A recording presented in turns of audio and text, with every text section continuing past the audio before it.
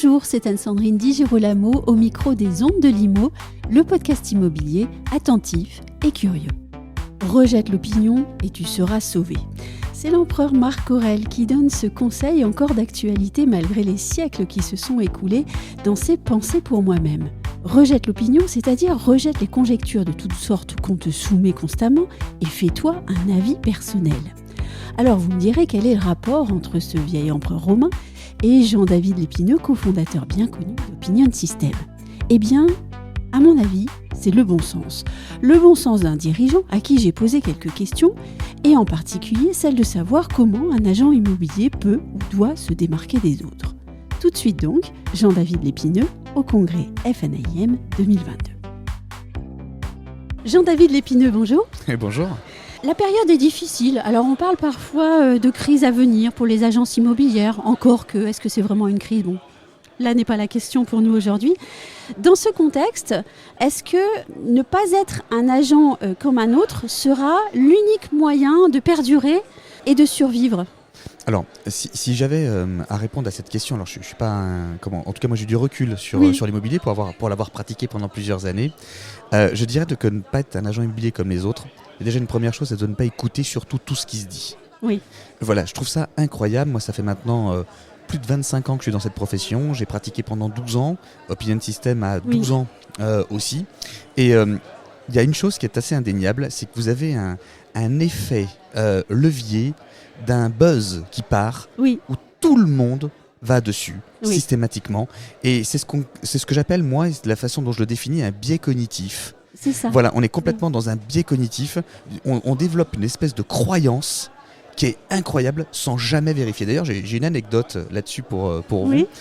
Quand je travaillais pour une grande marque immobilière à un moment donné où j'étais consultant chez elle. Et dans cette grande marque, il y avait Facebook venait d'arriver, on était en 2009. Facebook venait de sortir. Et les agents immobiliers se disaient, le réseau avait passé le message comme quoi en fait Facebook c'était la nouvelle révolution de la prospection. Et je me souviens être allé chez un agent immobilier qui me dit Jean-David, c'est fini, il faut que tu revoies les méthodes maintenant, même au niveau du siège. On passe par Facebook, on ne prospectera plus maintenant terrain, c'est que Facebook et c'est Facebook l'avenir. Okay, complètement dingue. Et il le croyait tellement. Oui, il le vivait. Et voilà, il le vivait. Et je lui disais, écoute, il faut revenir aux basiques fondamentaux. Oui. Et il faut conserver les basiques fondamentaux et additionner en fait les nouvelles technologies par-dessus. Et là, je repars en voiture et il me dit, tu vois, il dit, je vais te faire mentir. Il me dit, je viens d'avoir un contact Facebook. Il me dit, je te dis que c'est l'avenir. 2 mois plus tard, ce que je suivais, c'est les agences tous les 2 mois. 2 mois plus tard, je retourne chez lui, je lui dis, quel est ce contact ? Montre-le-moi. Et c'était un message privé d'une personne qui lui disait, comment j'ai pas réussi à vous joindre, est-ce que vous pourriez m'en rappeler ? Et il n'avait eu qu'un seul contact Facebook. Mais le pire, c'est pas ça. C'est que vient la convention de ce réseau. À la convention de ce réseau, cet agent immobilier que je suis est interviewé devant plus de 2000 ou 3000 personnes dans la salle. Il témoigne. Impossible de ne pas croire que tous ces contacts venaient de Facebook. Je suis allé le voir après son témoignage, je lui ai dit mais c'est du délire. C'est grave. Mais c'est grave de faire des choses comme ça. Et bien c'est ça que j'appelle, parce que dans 80% des cas, il est là le problème. C'est que vous en avez un qui vient témoigner pour un petit truc et il développe une croyance incroyable auprès d'une assemblée. Et je leur dis tout le temps, vérifiez la source. Et là j'étais son consultant et j'ai pu vérifier cette source. Et d'ailleurs, alors je fais une petite excursion sur le côté métaverse, mais en ce moment on a un petit peu ce genre de fable sur ce sujet-là aussi. Disons que c'est... Tout le monde nous dit, il y a certains réseaux qui nous disent mais le métaverse dans l'immobilier c'est l'avenir et vous les vieux agents, si vous n'êtes pas dans le métaverse ce sera terminé. Oui, encore une fois, on va encore, je ne sais pas si le métaverse prendra la place. Ça peut être un outil comme un autre ça d'ailleurs. Peut être un outil comme un autre, mais encore une fois, à chaque fois que j'ai des errants, vérifiez la source. La source de ce qu'on vous dit, contrôlez, essayez, testez et faites-vous votre idée par vous-même. Mais arrêtez de développer une croyance sur laquelle en fait on va tout arrêter, c'est noir, blanc, on arrête tout parce qu'on a entendu dire que. Voilà, ça c'est vraiment important. Alors, le métaverse, peut-être qu'il prendra une part assez importante, mais vous savez, ça fait des décennies qu'on dit que l'immobilier Google voulait pendant un moment se mettre à faire de l'immobilier, les e-buyers sont arrivés aussi. Et finalement, qu'est-ce qui se passe maintenant ? Vous voyez dans les grandes lignes, qu'est-ce qu'on dit ? Le marché se tend.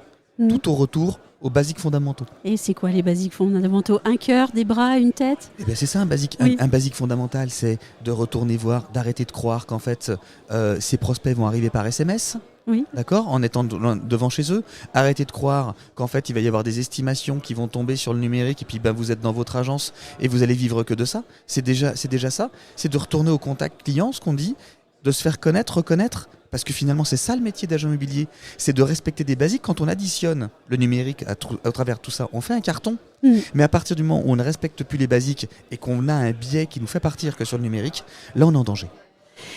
Donc, mon client, je suis agent immobilier, mon client, je dois me rappeler que c'est une personne physique, que je suis une personne physique, que j'ai des outils, numériques ou pas d'ailleurs. Est-ce que pour me faire le meilleur agent immobilier possible, je dois aussi développer ma propre vision? Je construis ma manière de travailler, mon image, comment est-ce que moi je vois mon métier, etc. Donc vraiment me créer ma propre marque personnelle en fait. De toute façon, là, les grandes tendances, c'est de devenir ce qu'on appelle le personal branding. Ça veut dire qu'en fait, c'est la personne qui va compter plus parfois que la marque. Mais ça, c'est pas nouveau au final. Quand vous avez, c'est pas nouveau, ça fait plusieurs décennies que c'est comme ça. Sauf qu'en fait, on ne veut pas le reconnaître. On met souvent une marque en avant, alors que c'est une question d'homme, parce que on n'a jamais réussi à standardiser les hommes. Donc vous pouvez pousser la porte d'une marque, d'une agence, et vous serez excessivement bien reçu. Et dans cette même marque, vous allez pousser la porte d'une autre agence, et ça va pas du tout être la même chose. Alors la première vision que l'on peut se créer de son métier, c'est déjà d'être proche des gens. Et quand on est proche des gens, parce que le métier d'agent immobilier, c'est un métier où en fait vous devez être proche des gens sans intérêt. Vous voyez, c'est ça. Ça veut dire qu'une relation, je dis toujours qu'en fait, moi, les grandes relations se construisent de plein de petites attentions. Oui. Et c'est ça qui est important. Il faut avoir une personnalité ouverte en fait. C'est une personnalité ouverte. Il faut s'intéresser aux gens. Vous voyez, François Gagnon, il y a très peu de temps, là, je me rappelle, aux Assises de l'immobilier à Metz, intervenait sur un point et disait, aux États-Unis, ils sont même revenus à une chose qui était intéressante. C'est à refaire des cartes de visite, des cartes de vœux, manuelles, qui sont distribuées directement aux clients. Donc ils sont revenus à quelque chose, ils appellent ça le one-to-one. Voilà, ils sont revenus à l'être humain qui communique avec l'autre être humain. Oui, c'est d'ailleurs une grande mode, j'ai vu ça, c'est vrai, on donne beaucoup de conseils aux entrepreneurs et on leur dit mais envoyez un petit mot de remerciement écrit à la main. C'est fou d'en arriver là, en fait, d'avoir oublié autant de fondamentaux. Disons qu'en fait, avec tout ce qui est CRM numérique, on pense que les clients sont suivis. Mais ça, c'est ce qu'on appelle des effets transactionnels. Un CRM est transactionnel. Et aujourd'hui, on doit revenir sur des effets émotionnels. D'accord, voilà, le transactionnel ne marche plus parce qu'il est oublié. L'émotion se conserve et perdure dans le temps. Alors vous me dites que l'émotionnel, il faut faire ce qu'il faut quand même sur l'émotionnel. Est-ce que ça veut dire que pour nourrir mon personal branding, je vais adopter de façon systématique telle manière de m'habiller, telle manière d'être un petit peu extravagant, d'être visible? Est-ce que je dois aller à ce point-là de l'exercice? Alors, à titre personnel, je ne pense pas. Je ne pense pas qu'il faut être extravagant. Je pense juste qu'il faut être bien avec les gens. C'est tout, ça suffit. Voilà, d'avoir sa propre personnalité. Vous savez, ici, par exemple, je connais des acteurs de l'immobilier. Ça fait maintenant des années qu'on est installé. Je fais quasiment tous les salons. Et vous voyez en fait les gens qui s'achètent des images. Oui. Ça ne fonctionne pas. C'était le fond de ma question. Vous avez des gens qui s'achètent des images. Je vois des fournisseurs qui étaient là il y a une dizaine d'années, qui étaient... costume 3 pièces, assez strict.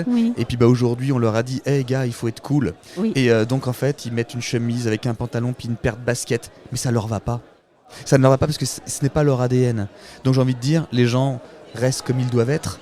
C'est ce qui fait d'ailleurs, c'est ce qui les rend le plus sincères et sans intérêt. C'est-à-dire que quand on vient vous serrer la main, on doit sentir qu'il y a un véritable échange qui va se passer et non pas dans la tête d'une personne qui ne vous écoute pas où vous voyez qu'il poursuit un intérêt. Vous voyez, c'est basique, c'est basique. Oui, et je reviens à votre question de l'uniforme en fait. Ce qu'on a créé, c'est des uniformes. Maintenant, on va d'une entreprise à une autre, tout le monde se ressemble. Mais oui, parce qu'en fait, on a construit des troupeaux. Mais c'est ça, tout à l'heure, vous voyez, quand je vous parlais de qu'on développait des croyances, effet de moutonnage. Oui. Voilà, cet effet de moutonnage, c'est que maintenant, vous montez une boîte, c'est une start-up obligatoire. Oui. Donc maintenant, si vous n'avez pas la table de ping-pong, parce qu'on a apparenté la table de ping-pong à la start-up. D'ailleurs, Donc- c'est quoi une start-up à part être une entreprise comme une autre qui C'est- vient de se créer? Je sais pas, j'ai toujours pas compris moi.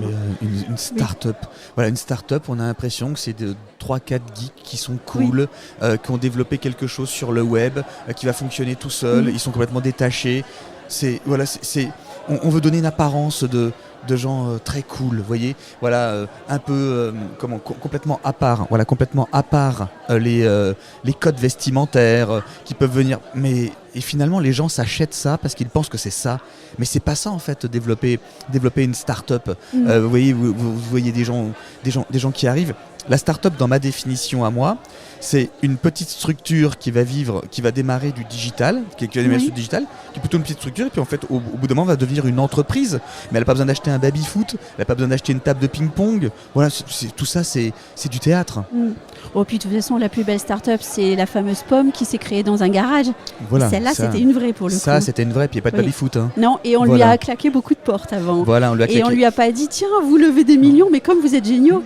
C'est ça, la fameuse Pomme qui s'est créée dans un garage avec un geek Oui. qui était là, avec Wozniak, voilà, qui était en train de taper. Ça, voilà, ça, ce sont des personnes. Ça, c'est une fabuleuse histoire d'une start-up, Oui. mais ils ne se sont pas achetés un code vestimentaire cool. Ils n'ont pas mis les tables de ping-pong pour ressembler à quelque chose. Ils l'étaient vraiment.